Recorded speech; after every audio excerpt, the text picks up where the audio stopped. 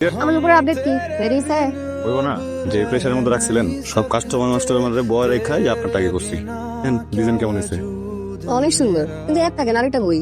একটাতে পাইছেন যে শুকুর করেন, এই সময় ভিতরে একটা হয় না, তাও তো আমি তাড়াতাড়ি করে দিলাম। আরেকটা নিতে একটু সময় দিতে হবে। আমি তো বেশি সময় দিতে পারবো না, আরেকটা জিনিস বানিয়ে দিব।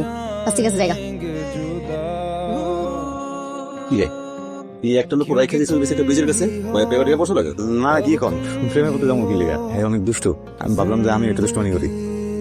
দেখছোস কি সুন্দর ডিজাইনের একটা নুপুর বানাই দিছে। মনের মানুষ বানানো তো সুন্দর হইবই। মনের মানুষের মন সুন্দর না হলে কি এত সুন্দর ডিজাইনের জিনিস বানায় দেয়? আমি না আরেকটা জিনিস বানাতে দেবো।